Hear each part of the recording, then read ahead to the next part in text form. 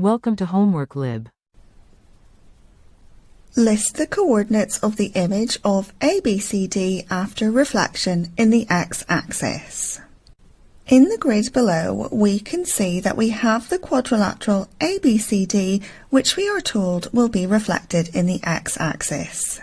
So the x-axis will be the mirror line of reflection. When we are reflecting a polygon, we can take each point on the polygon in turn and reflect that point in the mirror line. So let's take point A, which has the coordinates -4, 6. When we reflect a point, we consider the perpendicular distance from that point to the mirror line. And point A is 6 units away from the x-axis. So the reflected point is also at a perpendicular distance of 6 units away from the mirror line, but on the opposite side. We can call this image of point A the point A', and we can read the coordinates as -4, -6. Now we can do the same for point B, which has the coordinates 4, 7. Point B is at a perpendicular distance of 7 units from the x-axis. And so the image B' is also a perpendicular distance of 7 units from the x-axis, but on the opposite side. The coordinates of B' are 4, -7. If we take point C next, it is closer to the mirror line of the x-axis at just 2 units away. So the image will also be closer to the mirror line. The image C' has the coordinates 3, -2. Finally, point D is closest to the x-axis, at just 1 unit away at a perpendicular distance from the mirror line. So we can reflect it in the x-axis to the image D' with coordinates -6, -1.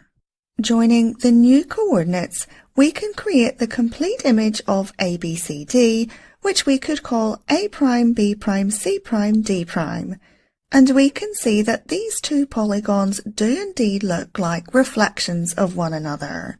We can also observe that there is a pattern in the coordinates. In each case, the x-coordinate has stayed the same between the original point and its image. But the y-coordinates have changed sign. In each case, they started positive, and in the image they were negative. Note that they all started positive because they were in the top part of the grid. If we were reflecting a point in the x-axis that had a negative x-coordinate, then it would be positive in the image. And in fact, there is a general rule which describes this pattern of how coordinates change after this type of reflection. We can say that for a general point P with coordinates x, y, a reflection in the x-axis maps point P to point P' with coordinates x, -y. And the useful thing about knowing this property is that it means we don't always have to draw a point to reflect it.